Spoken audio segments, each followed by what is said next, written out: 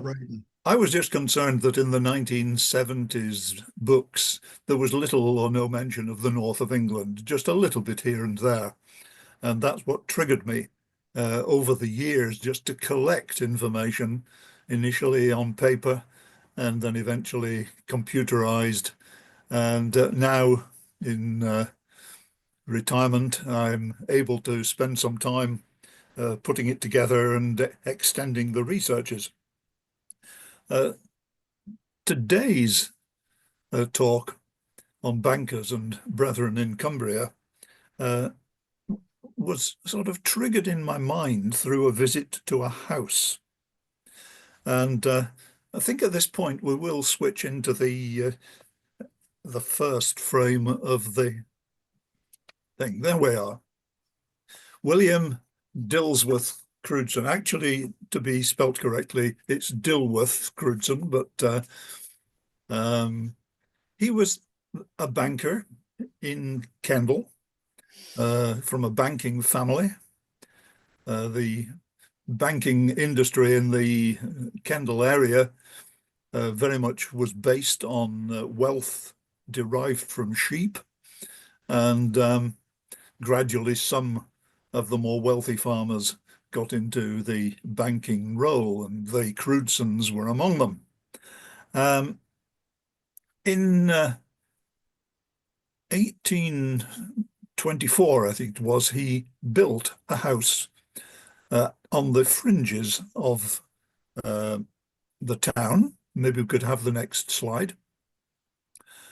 And it must be about 18 months ago that I was staying with my eldest son in Kendal and suddenly decided that I would like to actually find this house. And so I did, and I drove up. That's actually my car that's parked there. And as I parked, a couple came out of the front door. And they wanted obviously to know what I was there for, because there was a no entry sign at the bottom of the lane, which I'd very carefully ignored. And I explained that I was interested in the man who built the house. And he wanted to know more about this. And after a few minutes conversation, he said, "Look, I think you'd better come in." So we walked into the large foyer of the house. And next slide, Ian. And here on the wall was this photograph of William Crewdson. Now, it obviously is not a photograph of him himself. It's actually a photograph of a painting. And I'll explain shortly just how that came about. Next slide. On the other wall was this photograph of David Livingstone.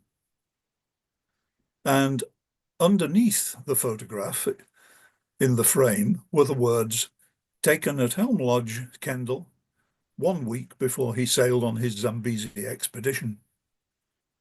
So clearly there was a very close linkage between William Crewdson and David Livingstone. Next slide. There was another photograph, and on my screen that's showing the right-hand side of the photograph is blocked out. I don't know why. It's because, hang on, it's because. Yeah, but anyway, if you could see it, is his 5-year-old daughter. And this was just after his return from Africa in 1864. And the man that was showing me round explained to me that there was this close relationship between the Crewdsons and Livingstone, and that William Crewdson's son, also called William Crewdson, was a very skilled practitioner in the very early days of photography. And he took these photographs at the time. So next slide again. So here is the next William Crewdson. He also became a banker, and as we'll see in a few minutes, he was one of the very earliest of the Brethren movement in the Westmoreland area. Next slide again. Here's William Crewdson's tombstone. I found that. It took a bit of searching. On to the next one. I'm only using the slides just as an introduction. The next one is of a different man. It's a man called Wakefield, Edward William Wakefield, to be precise. And he was from one of the other banking families. But we'll discover that the two came together very shortly afterwards. I've included the right-hand part of the slide really to indicate that, unlike most tombstones in the Castle Cemetery in Kendal, it's extremely well kept. And that is, I think, due to the fact that, well, to use somebody else's words, the Wakefields are the current commercial royalty of the neighbourhood, and very, very prominent people, though no longer involved in, certainly in Brethren movement anyway, and probably not in Christian activities in general, apart from some individuals. So let's drop the slides now and just go to me talking, because I think that's the best way forward. First of all, my sources for all of this are many and varied. In particular, the Cumbria County Archives in Kendal have been amazing, and also the Kendal Local History Library, which is certainly the best of a local history library in a small town that I've ever encountered. And a number of people, of course, that are well known to those on the call tonight, because the Crewdsons and the Wakefields have featured in the work of Timothy Stunt, of Gerald West, of John Cartmel, of David Brady, and some of what I say is very much drawn on them, but I'm trying as much as possible not to repeat simply what they have already done. Now, before I go on further with the Crewdsons and the Wakefields, I want to skip across the county from Kendal to Whitehaven. Now, as you look at a map of the north of England, particularly if you don't know the country very well, it might seem that it's not very far, but even today it's a good 2 hours drive, because Cumbria is a county with mountains in the middle, and you've got to go all the way around them. And in those days, it was even further apart, effectively. And as we move across to Whitehaven, we come across another banking family, or at least a banker, George Whiteman Brown.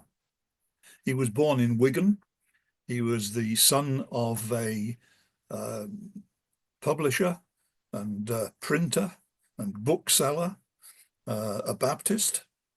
And in his young years, George Whiteman Brown moved into Manchester and got into the banking world.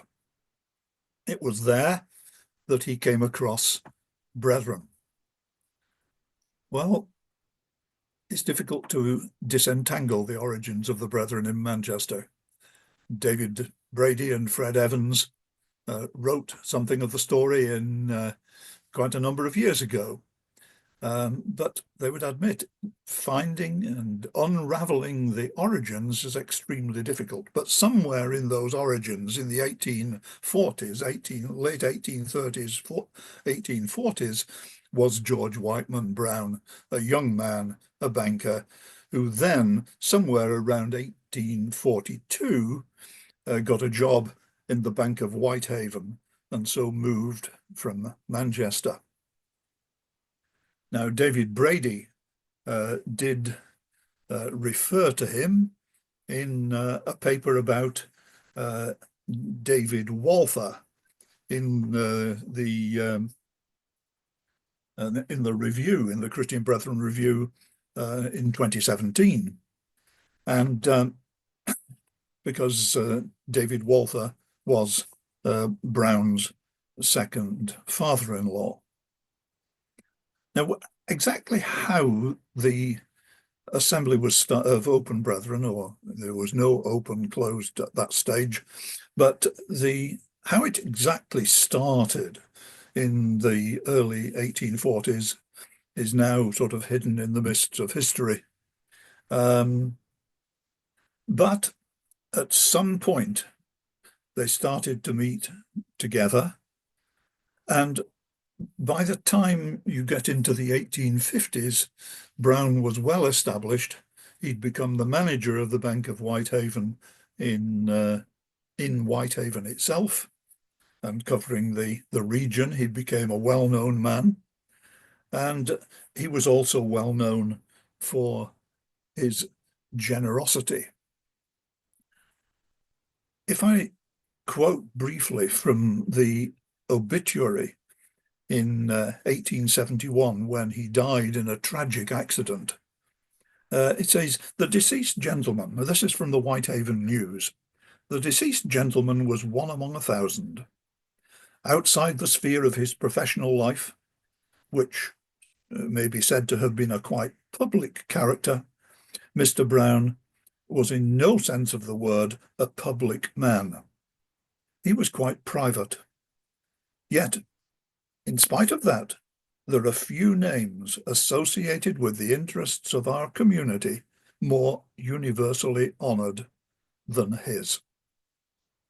Yes, he was a highly respected man. And then, in addition, we discover that he regularly conducted the services of the Plymouth Brethren in Mr. Loudon's schoolroom on Albion Terrace, and was most indefatigable in his Sunday and weekday ministrations.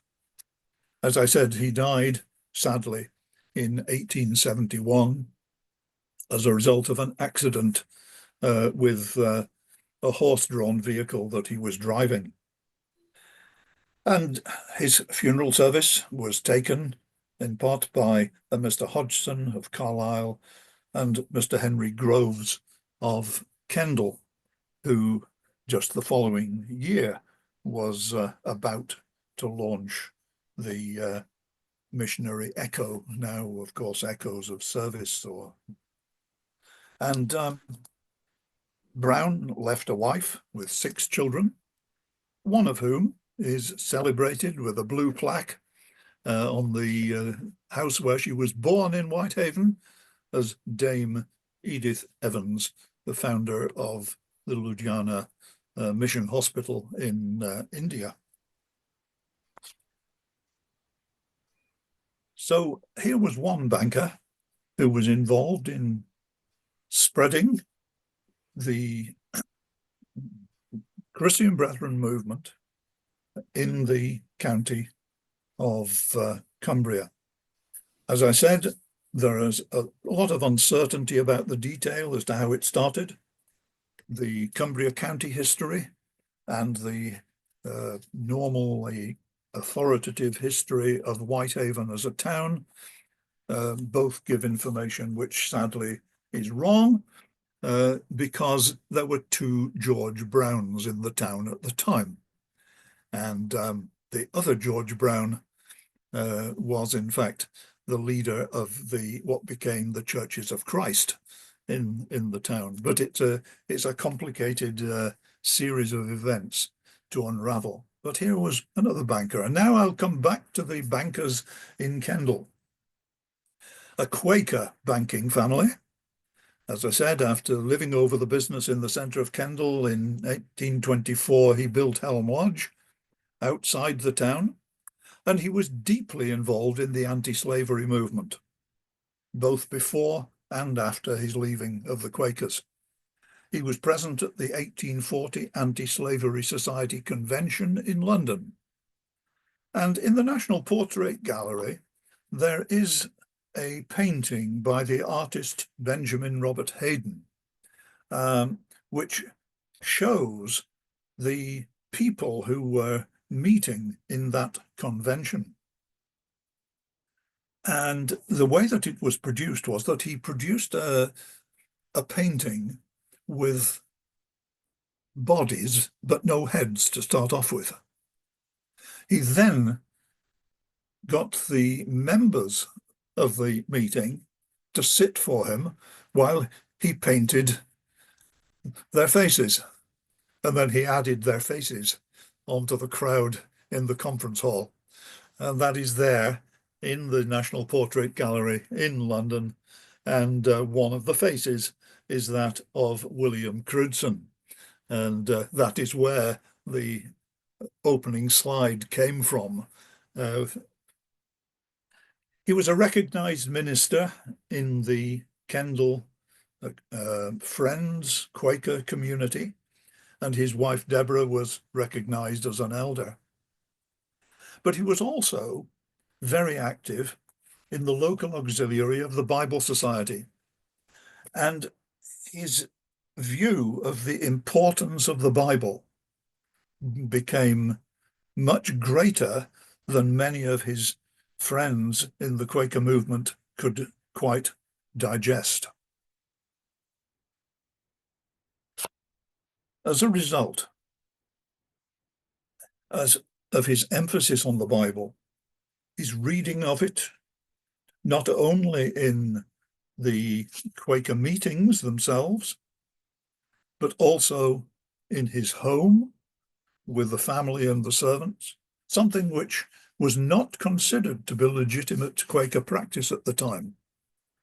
And as a consequence of this reading, he eventually underwent baptism, and he began with one or two people to share in the Lord's Supper.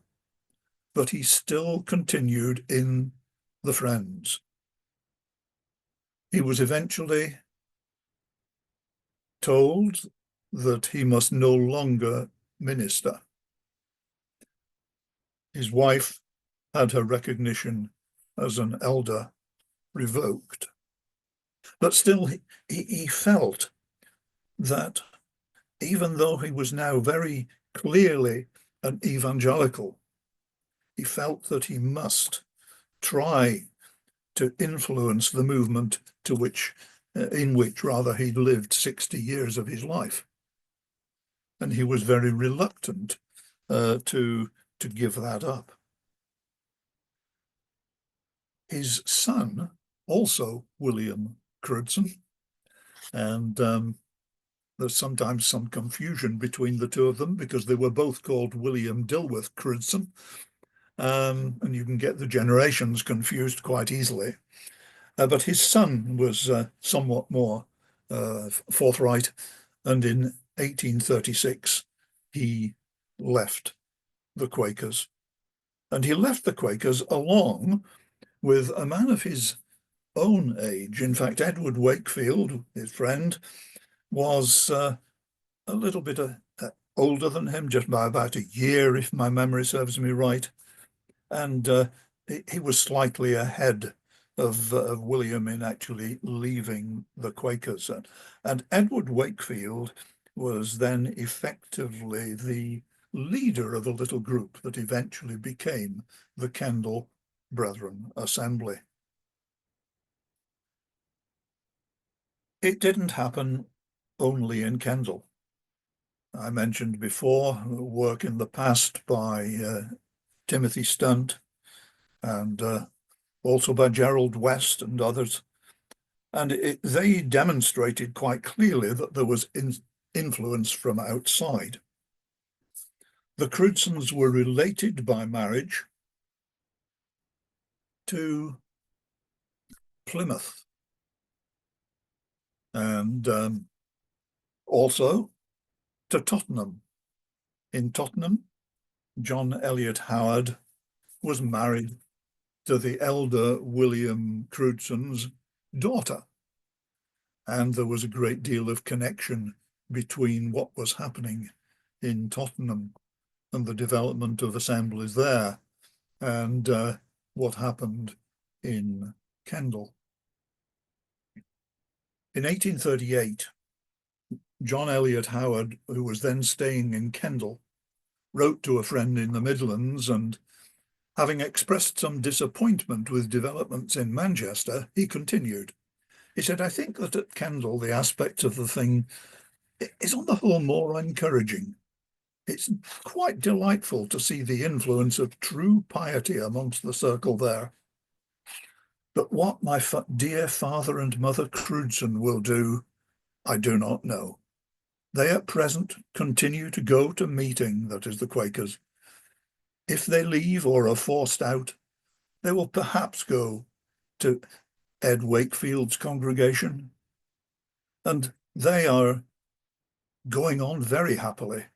They have about 40 or 50 in communion, who I met one evening at his house, where they had a church meeting. And I've not for a long time spent a more pleasant and, I hope, profitable evening." Well, 2 years later, William Crewdson the elder followed, and he was in fellowship with brethren in Kendal until his death 11 years later. Also in 1840, the two banks of the Crewdsons and the Wakefields were merged. They formed Wakefield Crewdson and Company, which eventually became known as the Kendal Bank, and that eventually was swallowed up by Martin's Bank, which eventually became part of Barclays Bank. And I must give credit to the archivist in Barclays, who helped me a great deal in finding some information on Edward Wakefield. 1851, Crewdson died. It was a large funeral. He was so respected, the shops closed along the route of the funeral procession. Ed Wakefield was one of the preachers. The other one is an interesting character. Lieutenant William Graham Rhind of Hereford. Now, as I remember from way, way back in the days of the Christian Brethren Research Fellowship, Timothy Stunt wrote something about Lieutenant Rhind. I think it was part of a paper on the Synge family in Ireland, with whom Rhind had worked at some point. But anyway, Rhind came to have very close connections with Westmoreland and Cumberland, which now, of course, are merged into Cumbria. Now, I want to switch across to talk about Edward Wakefield.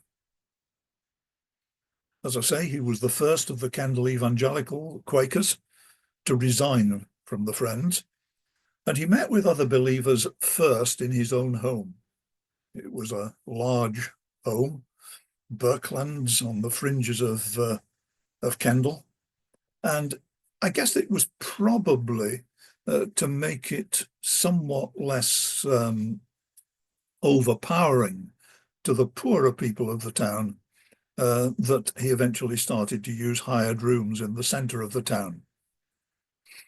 He certainly would appear to have been the main driving force. William Crewdson Jr. was in it with him, but he was more of a reflective sort of person. At least that's the way he comes across to me from everything I can find about him, whereas Edward Wakefield was definitely the go-getter, the doer, the man who made things happen. And other members of ex-Quaker families, such as the Wilsons, joined them, and not only the ex-Quakers. They had a whole series of different meeting places over the next few years. Over a shop of a tea dealer, a room behind the railway station, the Whitehall Lecture Theatre. When the rooms got too big, they were there rented for the Sunday services, and a front room over a bookseller's shop in Lowther Street, owned by a Mrs. Richard Hargraves, and that's a name just to remember for a few minutes' time. other meeting places were used. And then in 1857, it took them 20 years to get round to it. But in 1857, they built their own chapel on the sand area near the River Kent, and that was opened on the 4th of October 1857. It was built to accommodate 300 people, and they frequently needed it. It was funded totally by Edward Wakefield. This banker, young banker, now in middle age, started to use his wealth in the construction of meeting places for the Brethren assemblies in the area. Now, Edward Wakefield was a wealthy man, pretty well from birth, but he was committed to simplicity and self-denial. In 1836, when he would be in his mid-30s, he wrote a note on one of the pages. He says, "I have determined not to allow my property to increase by saving from my income. I shall spend as little as is suitable and necessary on myself, and as much as I can for the good of others and the promotion of the gospel on this earth."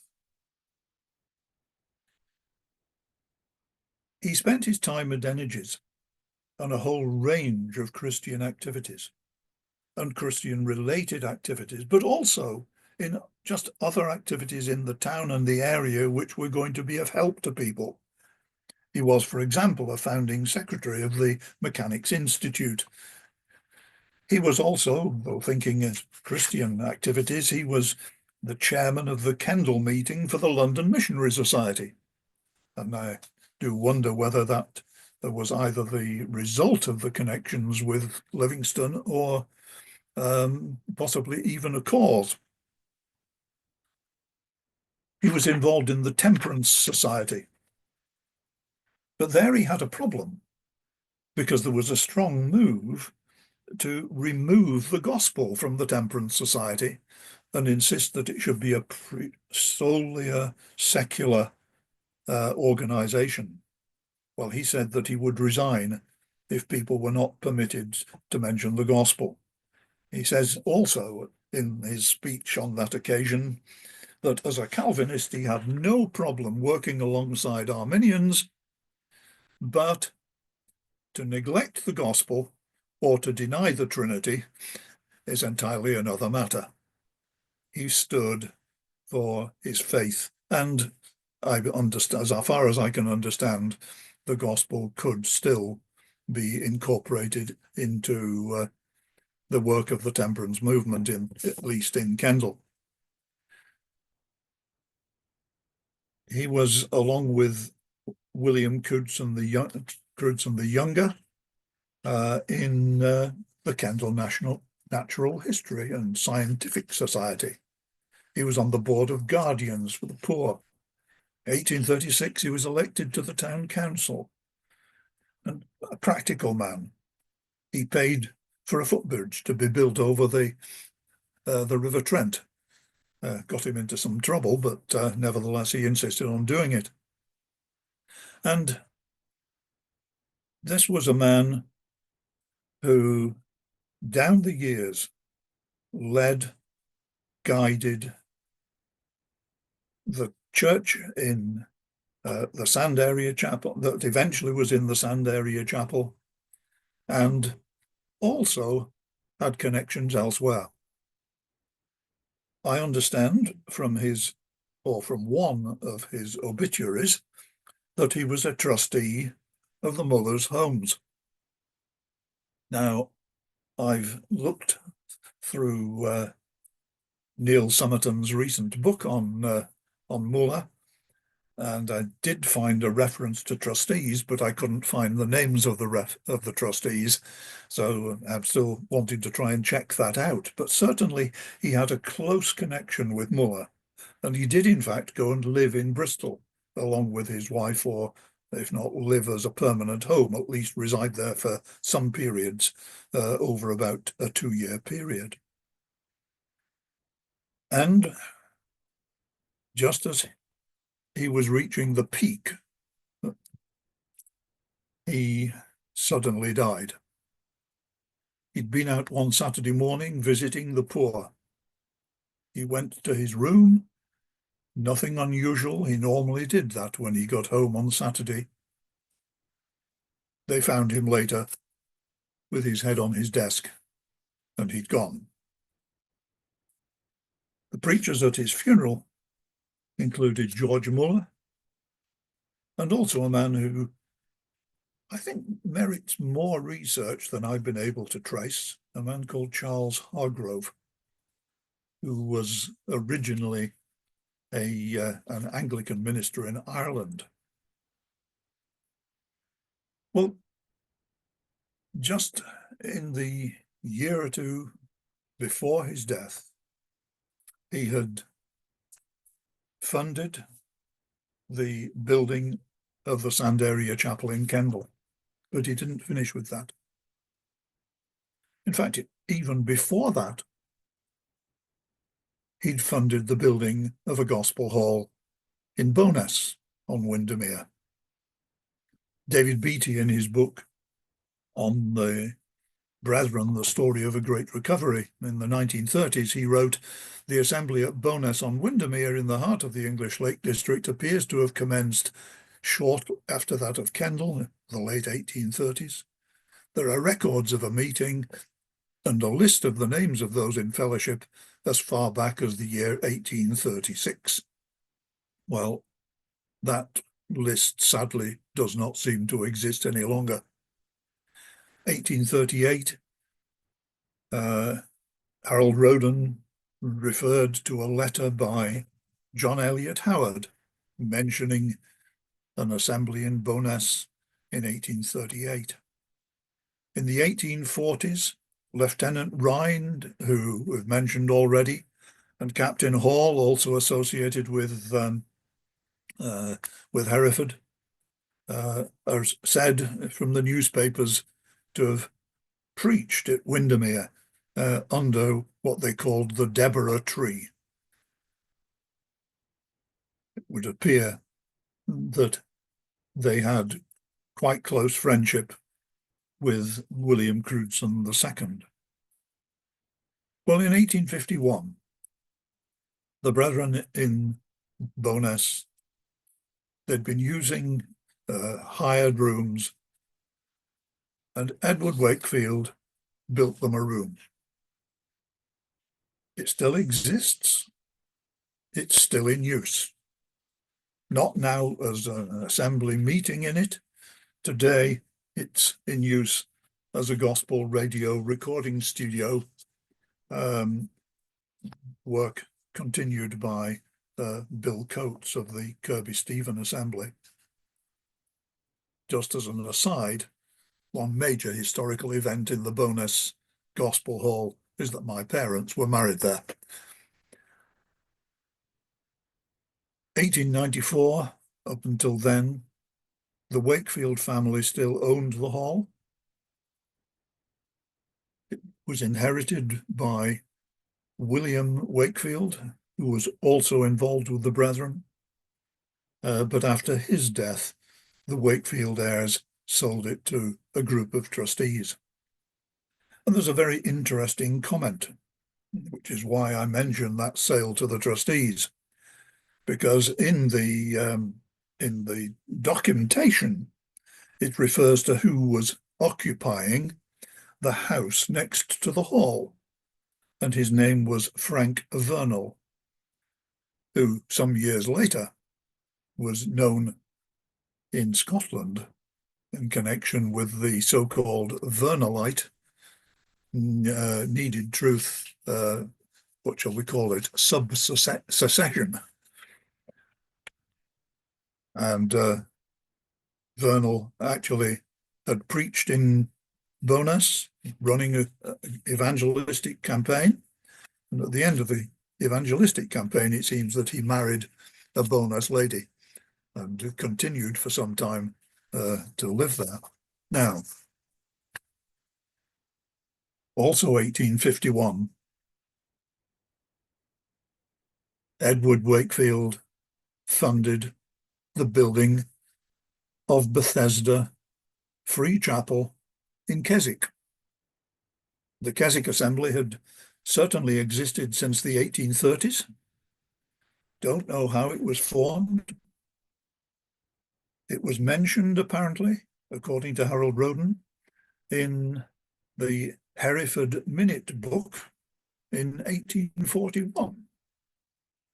And I was interested to find out just what that minute said, but unfortunately it seems to be missing from the papers deposited in the county archive. But from Hereford came a young man and his wife, Joseph Dallow. He also has a connection with Lieutenant Rind,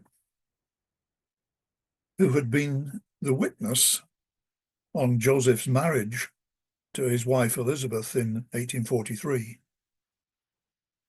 And was it 4 years ago, I think, when the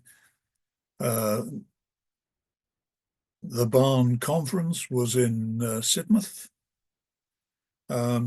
Christina Lawrence was giving a lecture which involved Hereford, and she put up a photograph of a small gravestone in the graveyard behind the meeting room there.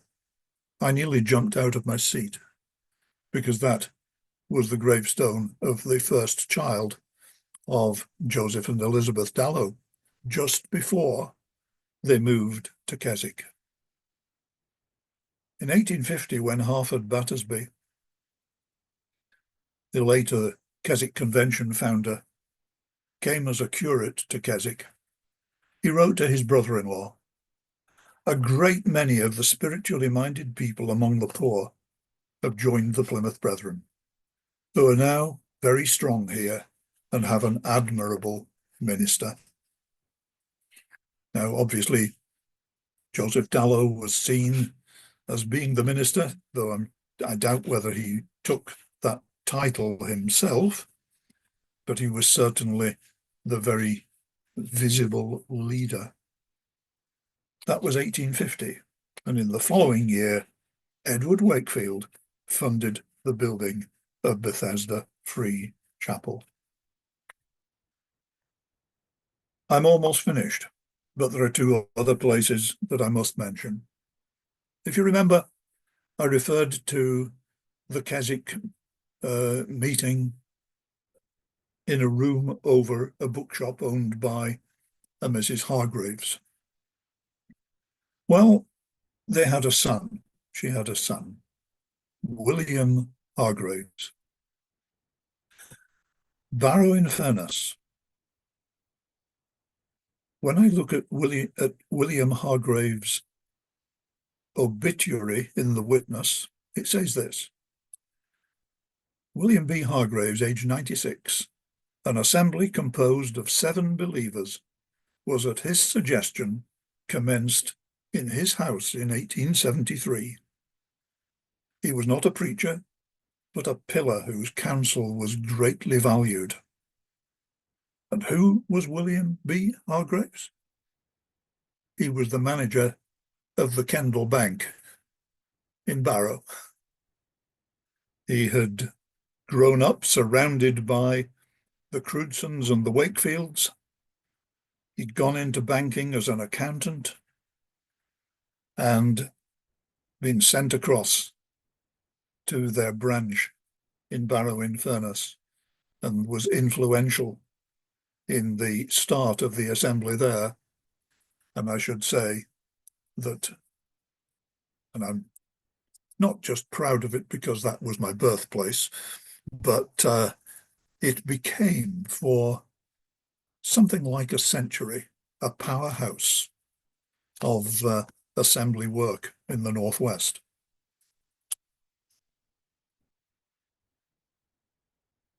I said I was nearly finished, but I must mention Kirby Stephen. In 1876, a group of people started to meet in a little cottage in Kirby Stephen. They were actually in that cottage until about, what, 7 years ago? There was actually 2 cottages knocked together, owned by the owner and occupant of the manor house, who was also one of the original group that met there. But the leading figure in the formation of that little assembly, which still functions and is now, in fact, working from the original congregational chapel on the main street of the town, having bought that just some years ago. But the main figure in the launch of the Kirby Stephen Assembly was John Grime. John Grime had grown up into his father's drapery business, but he felt he needed diversification. And he took on the role of the distributor of stamps in Kirby Stephen, which incidentally, if you don't know the geography of Cumbria, which most people in the world don't, it is way over on the eastern side of the county, almost in the peaks of the Pennine Hills, and going over into County Durham. Very distant from anywhere. John Grime took on this role of distributor of stamps, and then diversified further.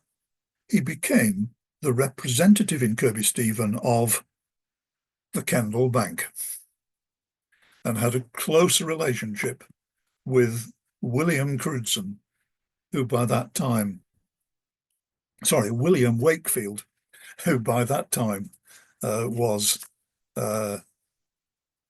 in the sort of head of the family following his father's death.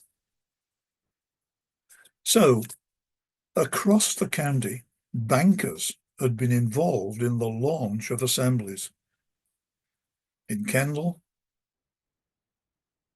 supporting them in Bowness, building also again in Keswick, triggering the start in Barrow-in-Furness, involved in Kirby Stephen.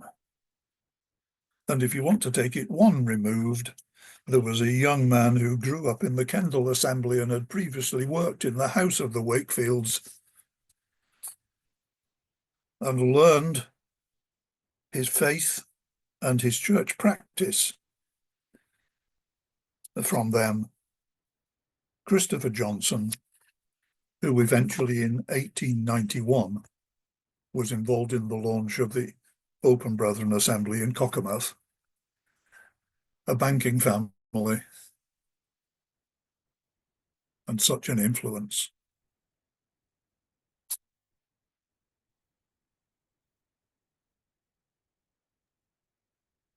Okay, David, is that you? Right, we'll stop recording now, and there's a time for questions, which will not be recorded. In case, David, while you were speaking, Neil Somerton's put up a mea culpa about not listing the trustees of the homes, but the trustees you're referring to held the buildings for the benefit of the orphanage.